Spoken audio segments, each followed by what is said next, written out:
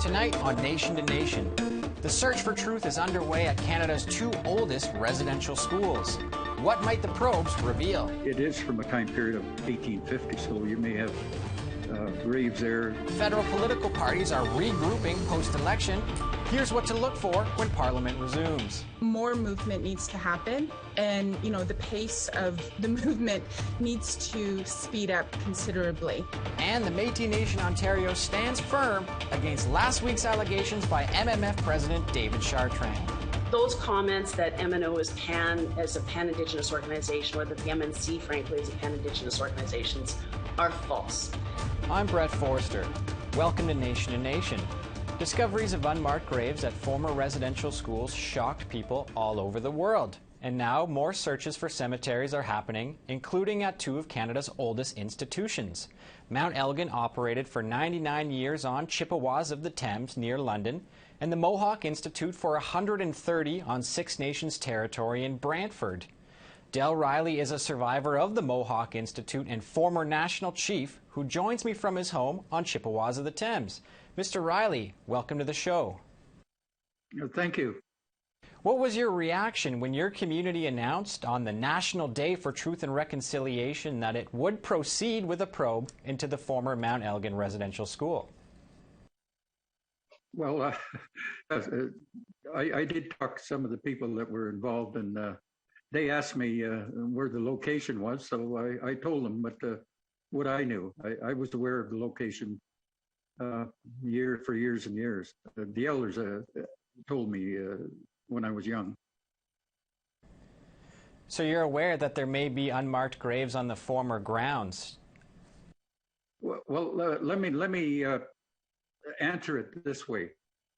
In 1909, Dr. Peter Bryce reported to the government that there was a 51% death rate at all of the residential schools in Canada. So if you extrapolate that 10 years before and 10 years after, you're going to see that there's the death toll was substantial. Mm-hmm. Now I estimate maybe 40,000, but that's maybe that's a little high, but I think it's closer to the number. Well, the TRC documented 50 deaths at the Mohawk Institute. At Mount Elgin, they found only 5. The schools were roughly the same size and held about the same number of kids. So why do you think those numbers are so different? Well, I'll say for the Mohawk, they had a furnace there. And I think that could dispose of a lot of things. Although, we'll never know the answers to those things. But I think you're going to. They've just started the search now, so it'll take some time. But I'm sure, according to historical documents, you're going to find a lot, and maybe not. Here it's going to be difficult because it is from a time period of 1850, so you may have graves there. It could get mixed up. So it's difficult to arrive at any conclusive answers on it. A lot of the focus in recent months has been on the Catholic Church, but Canada's first two residential schools were run by the Anglican and Methodist churches. Have they done enough to atone for these injustices?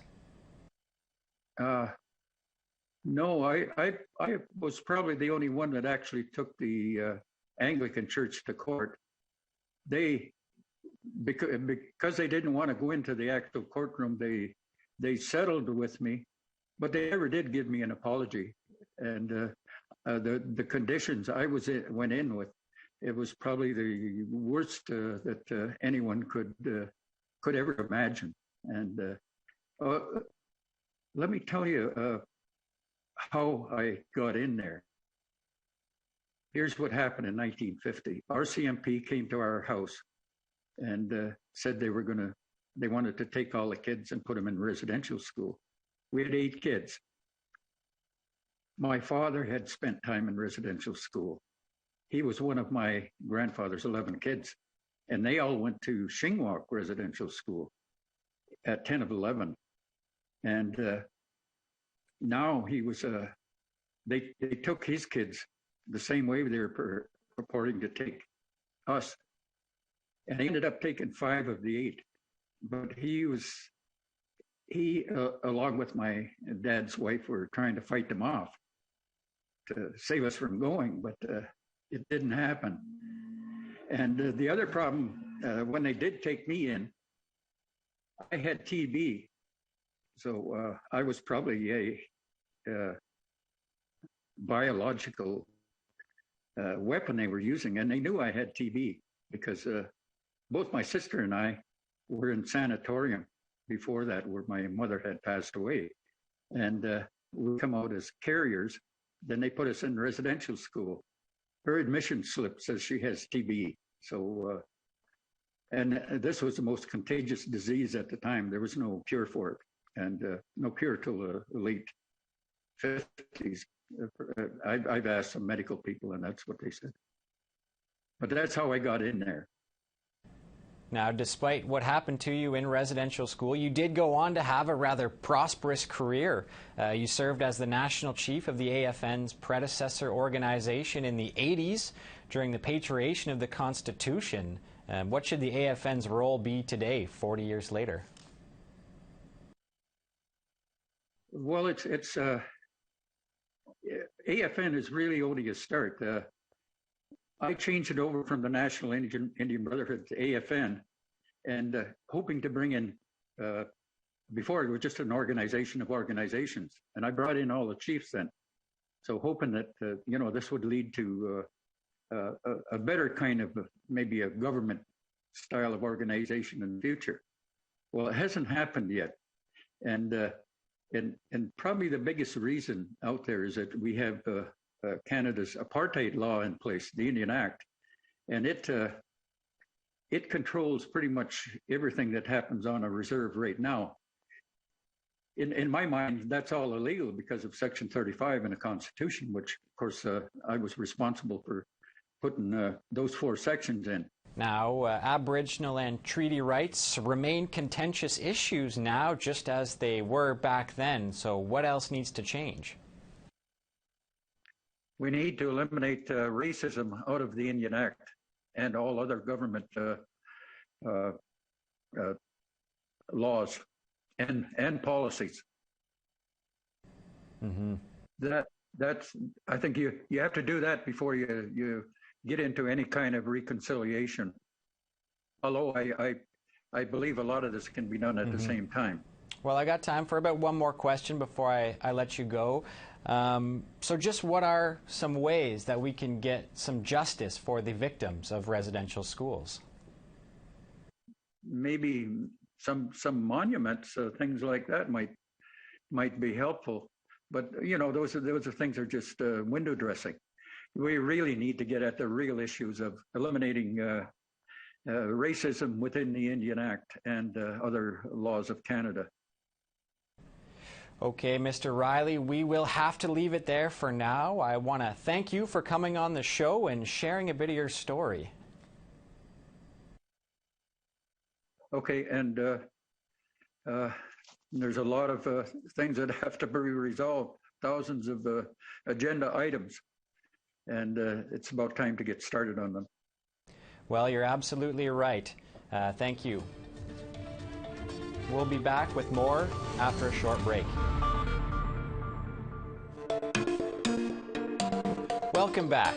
The federal election is now in the rearview mirror, but it's not clear when members of Parliament will be returning to work. One of the thornier issues to be negotiated is whether members will need to be fully vaccinated to enter the House. In the meantime, we can speculate about how Indigenous issues will figure when MPs do return. To help out with that speculation, I'm now joined by Kathy Walker. She's an assistant professor in political studies at the University of Saskatchewan. Welcome to Nation to Nation, Dr. Walker. Thank you. Thank you for inviting me. First off, how would you rate the Liberal government's record so far?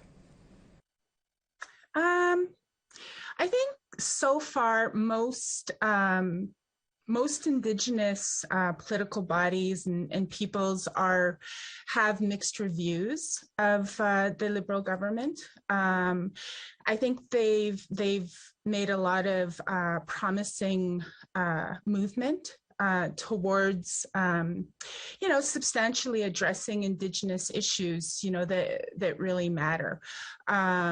When it comes to, the issues of missing and murdered Indigenous women, girls, and diverse genders, on issues of the recognition and implementation of Indigenous and treaty rights, the more fundamental issues like, the basic human right to clean drinking water. I think that, we've seen some movement on these issues, but that but more movement needs to happen. And, the pace of the movement needs to speed up considerably. So I think it's mostly, and also just in terms of, there's some promising legislation that's been passed regarding these issues, but the concern going forward, I think, is in terms of what is the process of policy implementation going to be? Is it going to be the, more of the same type of top-down bureaucratic type of policy control that we've seen? Or is it going to be truly more collaborative and, co-led by Indigenous nations and people? You mentioned a lot of issues there. Which one do you think should be first on the agenda when Parliament does resume? Well, I think that it's really difficult to isolate a single issue as being the most pressing because they're all interconnected. But I think that in terms of what may actually go the furthest in terms of bringing about real substantial change is the implementation of UNDRIP in a way that truly restructures political relations and policy practices on the ground, in a way so that the relationship is truly based on power sharing with Indigenous nations, that doesn't include free, prior, and informed consent. You looked at all the party platforms during the election campaign and ended up rating the NDP's as the best. What was it that stood out about their platform to you? Well, for one thing, they just seem to be more committed to really real substantive change on basically on all of the TRC's calls to action. Like their party platform is not piecemeal. It's not them selectively choosing what TRC recommendations they want to implement. It's kind of like what Annamie Paul was saying about how reconciliation shouldn't be treated as if it's a buffet where the parties can pick and choose what they implement. With the NDP, there seems to be more of a comprehensive commitment to implementing like all of the calls to action, not just the ones that fit with, a particular ideology or, their own narrow agenda, whether, on resource development or something like that. In a similar train of thought, do you think the NDP can use a promise to support the Liberal minority to kind of leverage a faster and more comprehensive response to Indigenous concerns? I hope so. I think that a minority Liberal government with the NDP holding the balance of power, so to speak, could bode well for advancing, Indigenous rights and issues, definitely. Do you think the Liberals could lose the NDP's support if they continue to allow pipelines opposed by some Indigenous groups to continue? Oh, definitely. I mean, looking at the Liberal Party platform and the NDP Party platform on the Trans Mountain pipeline, there's definitely a glaring conflict there with, you know, the Liberals supporting it and the NDP saying they're going to scrap it. So yeah, so I mean, it'll be interesting to see how that plays out in Parliament. Okay, unfortunately, we will have to leave it there. I want to thank you, Dr. Kathy Walker, for coming on Nation to Nation.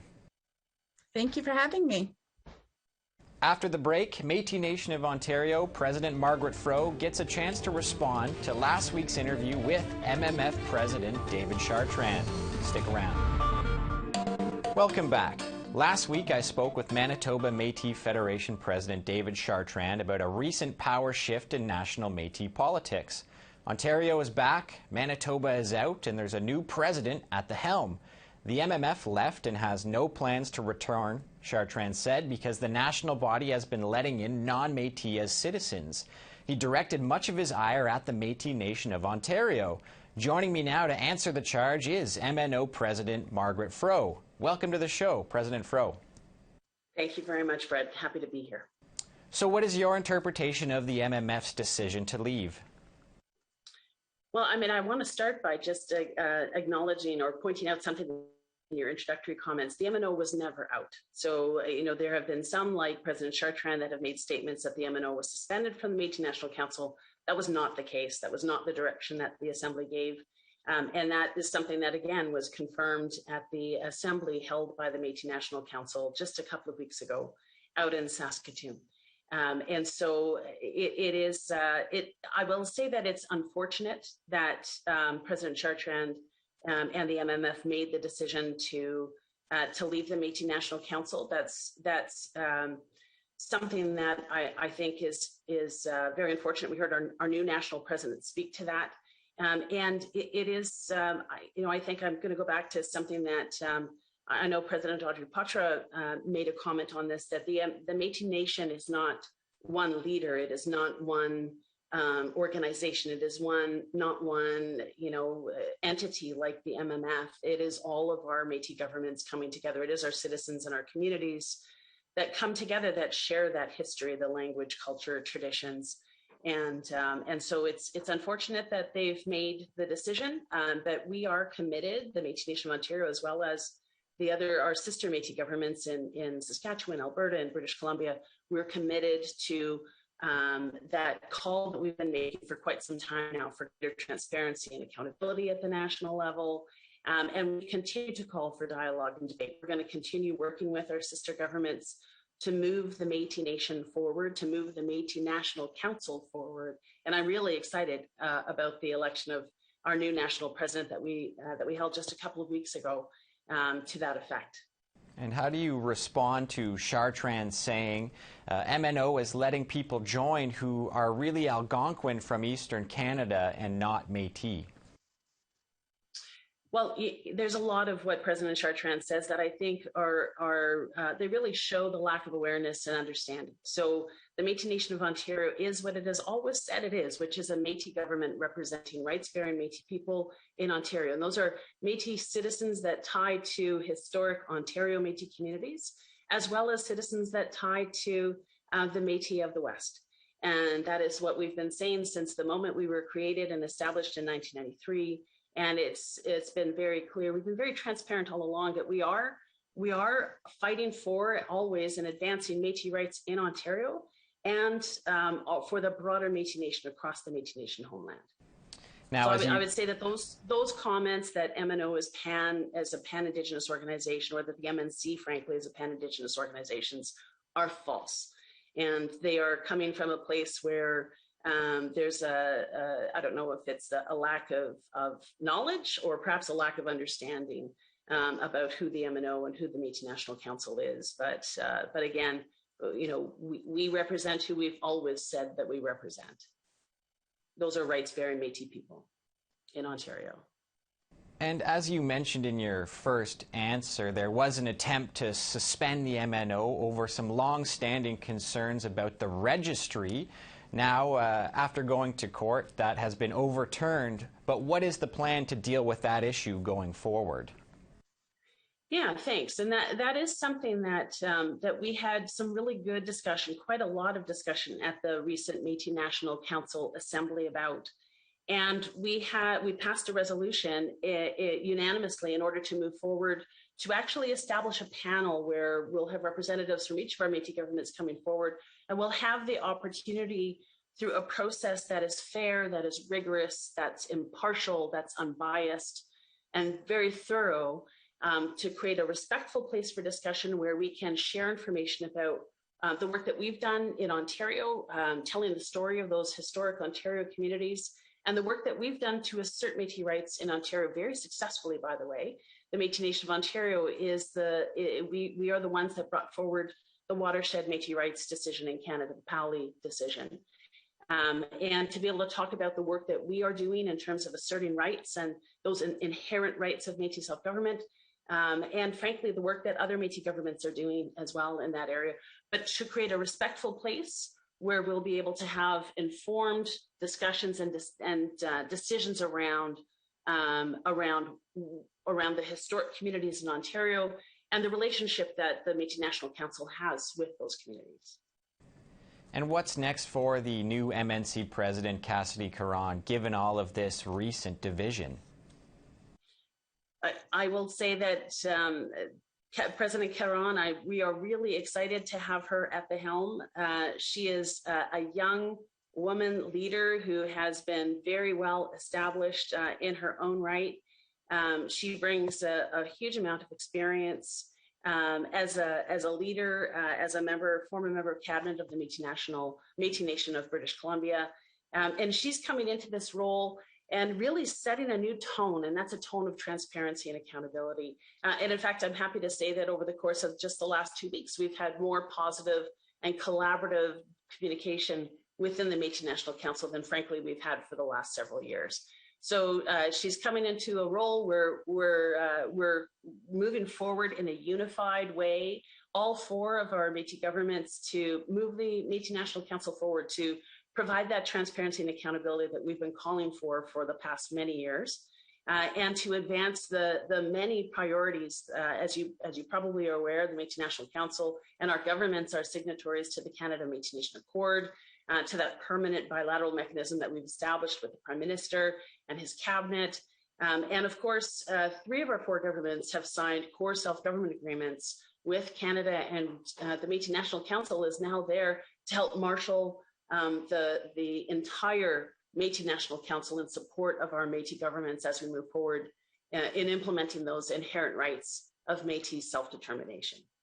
Okay, on that note, we will have to leave it there. President Fro, I want to thank you for being on Nation to Nation.